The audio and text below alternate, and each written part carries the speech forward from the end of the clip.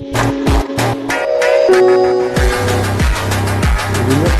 से आप लोगों का स्वागत है। और चलिए हम लोग क्लास शुरू करते हैं। आज हम लोग जीव विज्ञान और थोड़ा सा शारीरिक अस्वस्थता के चलते 2-3 दिन से मैं वीडियो नहीं डाल पा रहा था, लेकिन चलिए आप लोगों का प्यार और दुआ से मैं ठीक हो गया हूँ और चलिए फिर से आ गया हूँ। और आज हम लोग शुरू करते हैं जीव विज्ञान। एक्चुअली जीव विज्ञान होता क्या है? तो सजीवों का अध्ययन जीव विज्ञान कहलाता है। जीव विज्ञान के जनक अरस्तु को कहा जाता है। और जीव विज्ञान की 2 शाखा है, एक है जूलॉजी और एक है बोटनी। जूलॉजी के जनक अरस्तु को माना जाता है और इसमें हम लोग जंतुओं का अध्ययन करते हैं। और दूसरा भाग है बोटनी, जिसमें हम लोग पादपों का अध्ययन करते हैं। पादप का मतलब ये पेड़ पौधों का हम लोग अध्ययन करते हैं। बोटनी में हम लोग पेड़ पौधों का अध्ययन करते हैं और इसके जनक हैं थियोफेस्टस। जीव विज्ञान को हम लोग शुरू से अब स्टार्ट कर रहे हैं, तो चलिए हम लोग शुरू करते हैं। सबसे पहले आज हम लोग पढ़ेंगे जीव विज्ञान में, ये सब तो हो गया, जनक तो लगभग सब लोग जानते हैं। अब हम लोग पढ़ते हैं कोशिका के बारे में।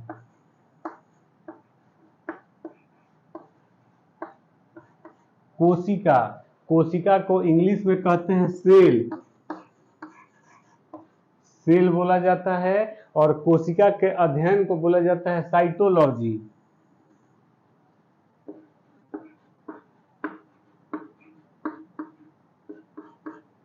अध्ययन को बोला जाता है साइटोलॉजी।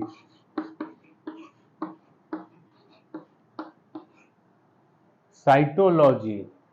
चलिए, कोशिका, कोशिका को इंग्लिश में कहते हैं सेल और कोशिका के अध्ययन को बोला जाता है साइटोलॉजी। सर्वप्रथम कोशिका की खोज रॉबर्ट हुक ने किया था 1665 में। तो कोशिका की खोज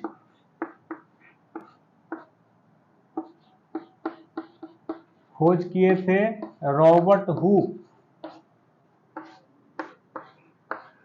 1665 ईस्वी में इन्होंने किया था। लेकिन इन्होंने मृत कोशिका का खोज किया था और इसीलिए इन्हें फादर ऑफ साइटोलॉजी भी बोला जाता है।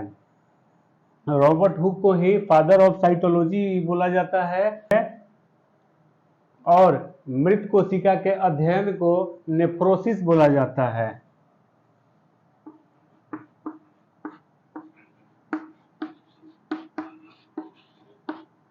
मृत कोशिका अध्ययन को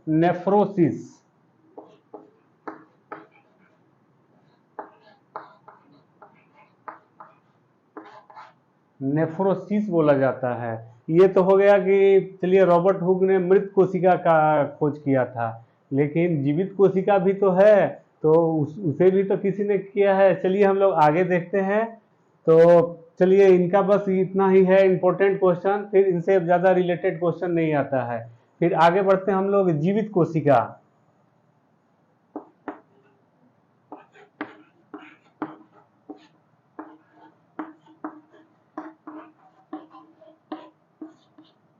जीवित कोशिका की खोज ल्यूवेनहॉक ने की थी।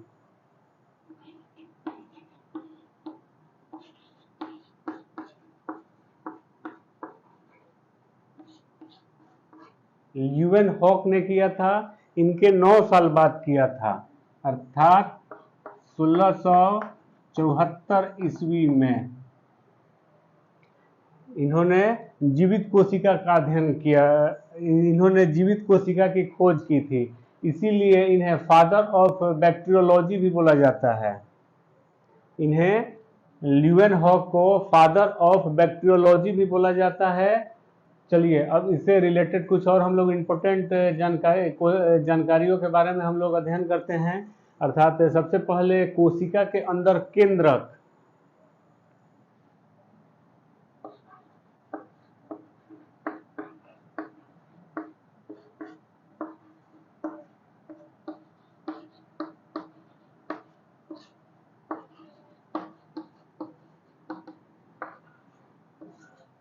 कोशिका के अंदर केंद्रक, कोशिका तो हो गया, अब ये है कोशिका के अंदर केंद्रक। कोशिका के अंदर केंद्रक की खोज किसने की थी?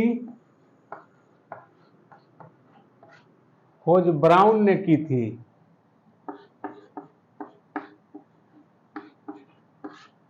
ब्राउन ने की थी और ये 1881 में किए थे।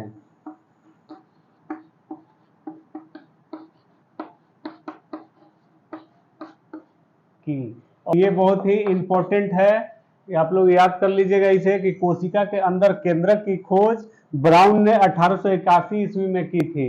उसके बाद एक और इंपॉर्टेंट आता है स्लाइडेन और स्वान, इन्होंने कोशिका सिद्धांत का प्रतिपादन किया था।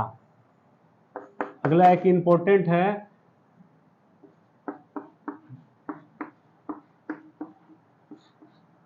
स्लाइडेन एवं स्वान। ये स्वान है, आप लोग खान मत पढ़ लीजिएगा, ठीक है, ये स्वान लिखे हैं हम। स्लाइडेन एवं स्वान, इन्होंने कोशिका सिद्धांत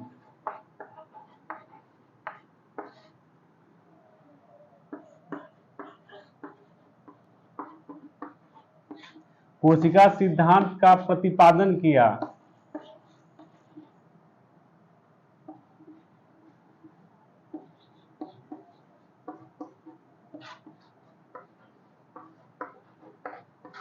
प्रतिपादन किया और इन्होंने कहा कि हमारा शरीर जो है कोशिकाओं से ही बना हुआ है। तो एक क्वेश्चन, इंपॉर्टेंट क्वेश्चन यहाँ से भी आता है कि शरीर की सबसे छोटी इकाई, तो शरीर की सबसे छोटी इकाई कोशिका होता है। अब कुछ हम लोग इससे रिलेटेड कुछ और भी इंपॉर्टेंट हम लोग जानकारियाँ लेते हैं। जैसे सबसे पहले कि सबसे छोटी कोशिका कौन सी होती है? तो ये होती है माइक्रोप्लाज्म।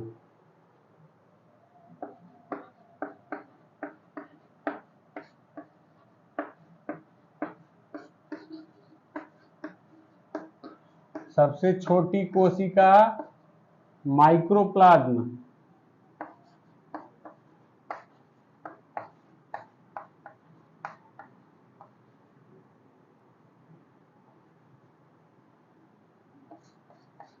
माइक्रोप्लाज्म ये सबसे छोटी कोशिका होती है। और एक क्वेश्चन इंपॉर्टेंट है कि सबसे बड़ी कोशिका कौन सी होती है? सबसे बड़ी कोशिका होती है शुतुरमुर्ग का अंडा।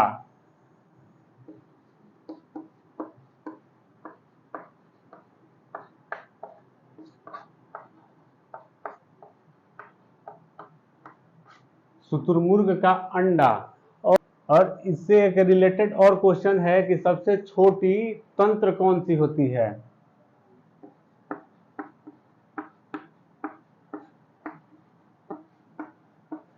सबसे छोटी तंत्र,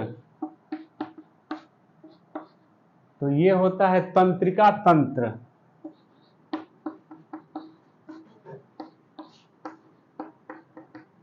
या इसे स्नायु तंत्र भी बोला जाता है।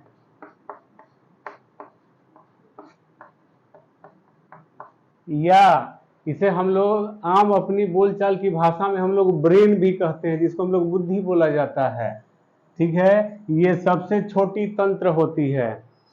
ये हो गया कि सबसे छोटी तंत्र तंत्रिका तंत्र या तंत्रिका तंत्र। चलिए इसके बारे में थोड़ा और हम लोग जान लेते हैं कि हम लोग आगे बढ़ते हैं कि सबसे छोटी तंत्र के बारे में जब हम लोग चर्चा किए हैं तो तंत्रिका तंत्र के बारे में और भी हम लोग कुछ जान लेते हैं कि तंत्रिका तंत्र जो होता है अर्थात हम लोग का जो ब्रेन होता है इसमें इसकी कोशिका में कोई विभाजन नहीं होता है और यही कारण है कि यह अपने क्षतिग्रस्त कोशिका को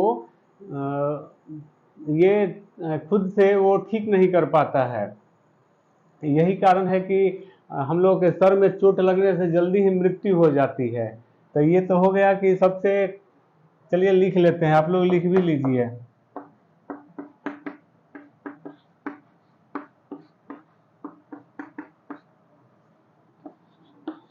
तंत्रिका तंत्र में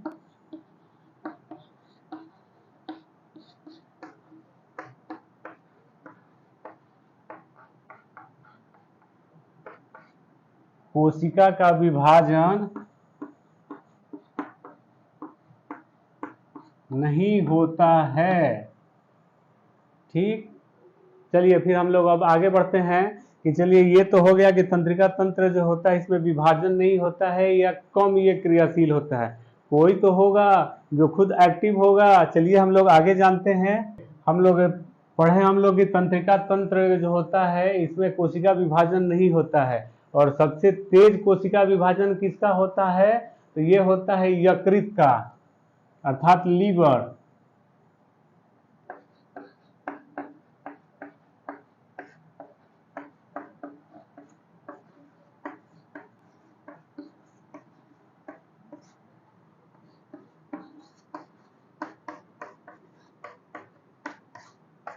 यकृत का होता है। यकृत को हम लोग इंग्लिश में लीवर भी बोलते हैं। और यही कारण है कि अगर हम लोग का पेट वगैरह खराब होता है तो हम लोग अगर खाना छोड़ देते हैं ऑटोमेटिक वो ठीक हो जाता है, अपने आप ठीक हो जाता है। और लीवर जो होता है ये बहुत तेजी से, सबसे तेजी से अपने को ये कोशिका के क्षतिपूर्ति को ठीक करता है। ये तो हो गया कोशिका के बारे में, हम लोग इतना अब तक पढ़ लिए हैं। अब हम लोग कोशिका के महत्वपूर्ण अंगों के बारे में पढ़ते हैं।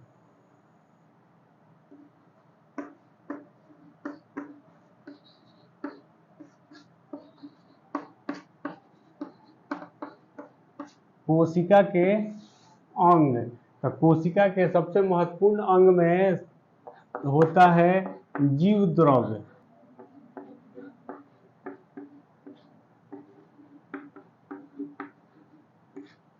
जीव द्रव्य को इंग्लिश में बोलते हैं प्रोटोप्लाज्म।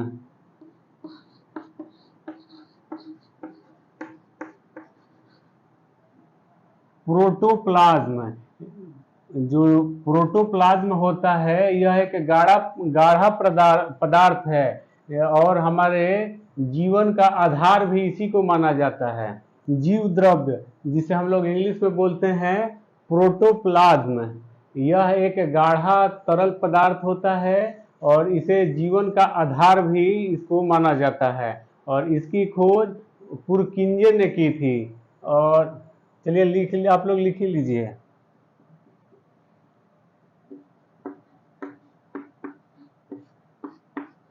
जीव द्रव्य की खोज की थी पुरकिंजे।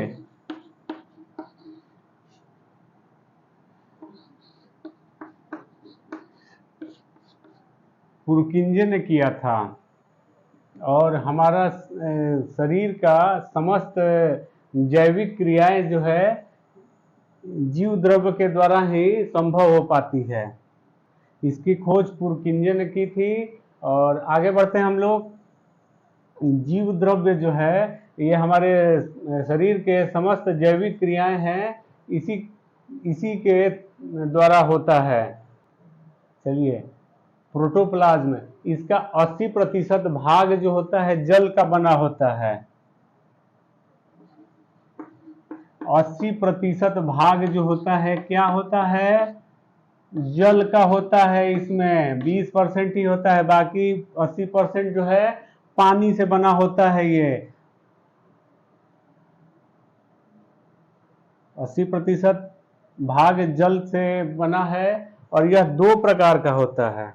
चलिए इसको मिटा के अच्छा से लिखते हैं।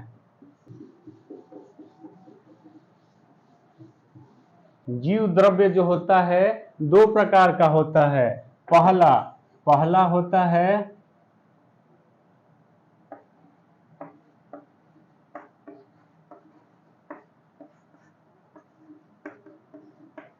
कोशिका द्रव्य, जिसे इंग्लिश में हम लोग कहते हैं साइटोप्लाज्म।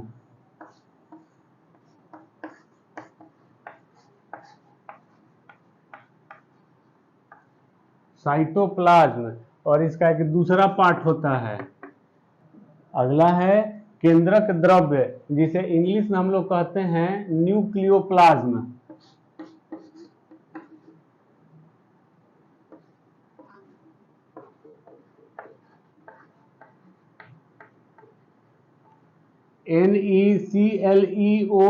NECLEOPLASM, nucleoplasm. केंद्रक द्रव्य को इंग्लिश में कहते हैं न्यूक्लियोप्लाज्म। जो हिंदी मीडियम वाले बच्चे हैं वो लोग जरूर इंग्लिश वाला करेंगे, क्योंकि एग्जाम में बहुत बार ऐसा होता है कि इंग्लिश वर्ड को ही हिंदी में लिख देता है। आप जानते भी रहिएगा लेकिन आप लोग इंग्लिश नहीं जानिएगा, तो इसलिए आप लोग कोशिश कीजिएगा कि ज़्यादा से ज़्यादा आप लोग इंग्लिश वर्ड को याद कीजिए। चलिए फिर हम लोग आगे बढ़ते हैं। और देखिए कोशिका द्रव्य, कोशिका द्रव्य जो होता है ये एक लिक्विड होता है जो कोशिका को सूखने से बचाता है। तो ये आप लोग याद रखिएगा कि कोशिका द्रव्य जो होता है साइटोप्लाज्म, ये कोशिका को सूखने से बचाता है। चलिए अब हम लोग आगे बढ़ते हैं, कोशिका भित्ति के बारे में पढ़ते हैं हम लोग।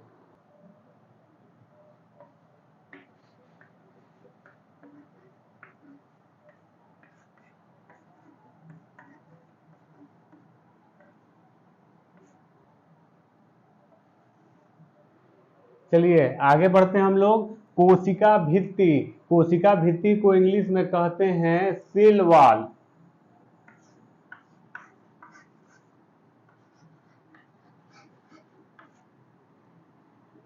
सेल वॉल, वॉल का मतलब तो आप लोग जेन्युइन तौर पे जाते हैं दीवाल होता है, तो वही यहाँ पे भी वॉल का काम वही है। यह सेलुलोज का बना होता है।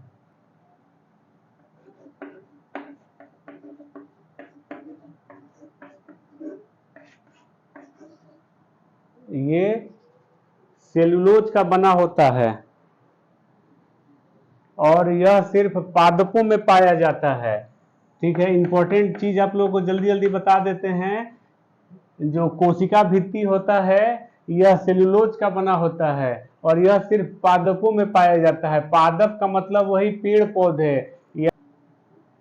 कोशिका भित्ति जो है यह पेड़ पौधों को सुरक्षा भी प्रदान करता है। चलिए इससे कुछ कुछ रिलेटेड क्वेश्चन और भी हम लोग जान लेते हैं। सबसे पहले हम लोग जीवाणु के बारे में पढ़ते हैं, क्योंकि ये एग्जाम में एक दो बार आ चुका है। तो जीवाणु जो है एक जीवाणु जो है, जीवाणु क्या होता है? एक पादप है।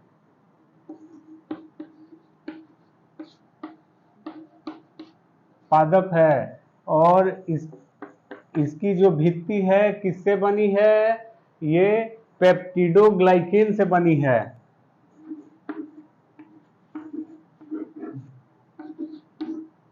सॉरी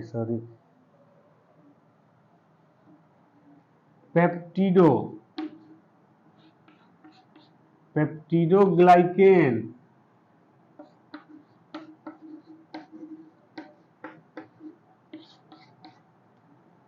पेप्टिडोग्लाइकेन से बनी होती है। जब जीवाणु का नाम लिए तो कवक को भी हम लोग पढ़ लेते हैं।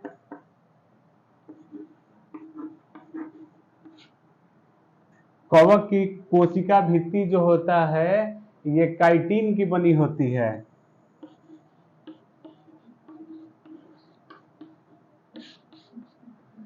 कवक की जो कोशिका भित्ति है ये काइटिन से बनी होती है। चलिए लगभग ये कोशिका भित्ति हो गया।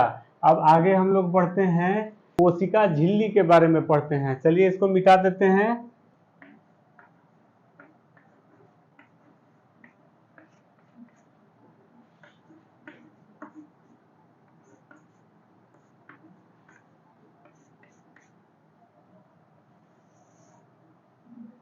चलिए आगे हम लोग बढ़ते हैं, कोशिका झिल्ली, जिसे हम लोग इंग्लिश में सेल मेम्ब्रेन बोलते हैं।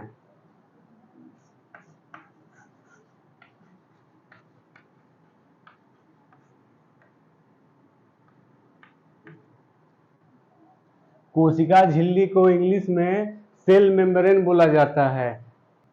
कोशिका झिल्ली, चलिए इससे पहले हम लोग पढ़े थे कोशिका भित्ति, वह तो सिर्फ पादपों में पाया जाता था। लेकिन कोशिका झिल्ली है यह जंतुओं और पादपों दोनों में पाया जाता है। तो इसका इंपॉर्टेंट है, यह जंतु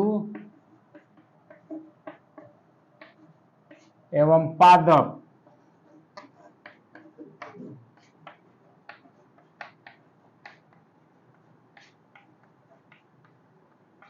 दोनों में पाया जाता है।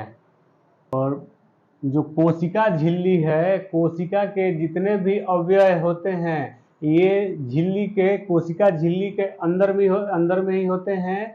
और यह एक तरह से फिल्टर का काम करता है। ये कोई भी चीज उससे अंदर नहीं जा सकता है, जो उसके इसेंशियल एलिमेंट जो है, जो जरूरत वाले चीज हैं, बस वही अंदर की ओर जाते हैं। वो बाकी वो फिल्टर का काम करता है। तो आगे बढ़ते हैं हम लोग माइटोकॉन्ड्रिया।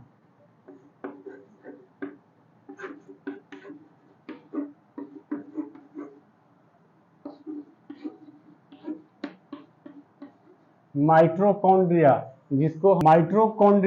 इसको हिंदी में बोलते हैं सूत्र कणिका।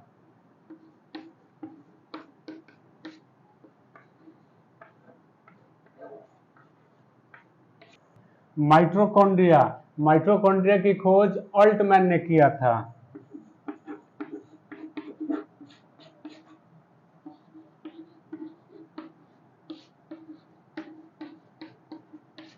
ऑल्टमैन ने किया था। क्या होता है, इंपॉर्टेंट चीज इसे बता देते हैं, ऑक्सीश्वसन होता है।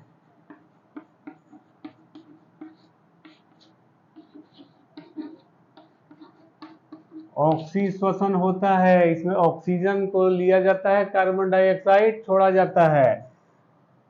और एक इंपॉर्टेंट होता है क्रेब्स चक्र। केप्स चक्र जो है एक तरह से श्वसन प्रणाली का ही एक भाग है।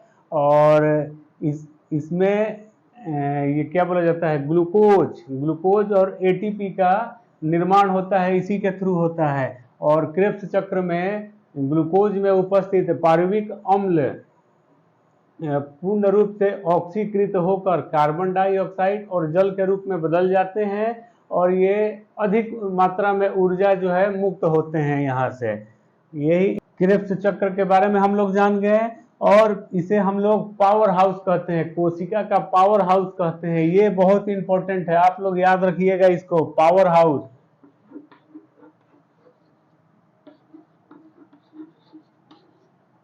पावर हाउस ऑफ सेल, कोशिका का यह पावर हाउस कहा जाता है। आगे बढ़ते हैं हम लोग अंतःद्रवीय जलिका के बारे में पढ़ते हैं हम लोग। चलिए इसको मिटा देते हैं। अंतर्द्रवीय जालिका, अंतर्द्रवीय जलिका को इंग्लिश में कहते हैं इंडोप्लाज्मिक रेटिकुलम।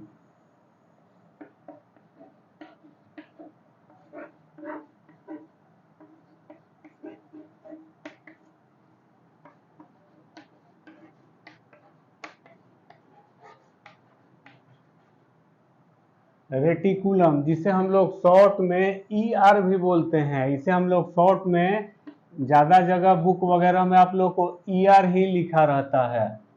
ईआर हम लोग इसको शॉर्ट में बोलते हैं, इंडोप्लाज्मिक रेटिकुलम।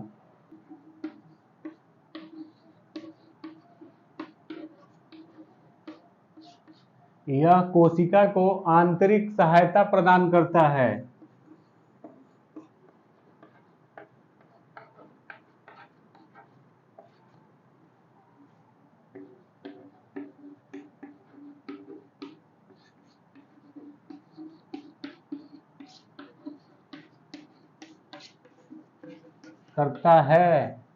इसीलिए इसे कोशिका का कंकाल भी कहा जाता है। कभी कभी ये क्वेश्चन पूछ देता है कि कोशिका का कंकाल किसे कहा जाता है, तो कोशिका का कंकाल इंडोप्लाज्मिक रेटिकुलम को बोला जाता है, जिसे हिंदी में हम लोग करते हैं अंतर्द्रवीय जालिका। चलिए, यह मुख्यतः दो प्रकार का होता है। ये दोनों इंपॉर्टेंट है, इसीलिए मैं आप लोगों को बता रहा हूं। ये दो प्रकार के होते हैं। एक होता है स्मूथ ईआर,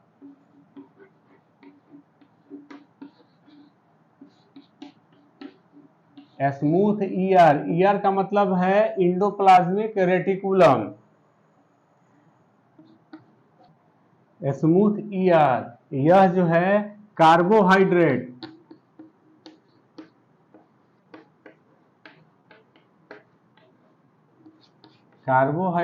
और वसा का निर्माण करता है। और एक बचा है रफ ईआर। ईआर बोले तो इंडोप्लाज्मिक रेटिकुलम। रफ ईआर, ये जो होता है इस पर राइबोसोम होता है। इंपॉर्टेंट क्या है,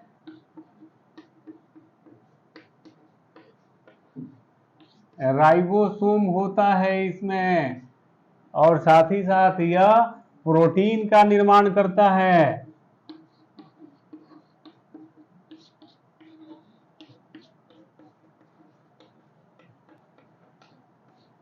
प्रोटीन का निर्माण करता है। चलिए अगले क्लास में हम लोग आगे का पढ़ेंगे, आगे का डिटेल पढ़ेंगे। और जिसने भी अभी तक चैनल को सब्सक्राइब नहीं किया है तो प्लीज़ आप लोग चैनल को सब्सक्राइब करके और बेल घंटी दबा दीजिए, ताकि अगला वीडियो का नोटिफिकेशन आप तक पहुंच सके। और डिस्क्रिप्शन में, वीडियो के डिस्क्रिप्शन में दिए गए टेलीग्राम चैनल से जुड़ के आप लोग अच्छे अच्छे सेटों और अच्छे अच्छे क्वेश्चनों का आप लोग लाभ ले सकते हैं।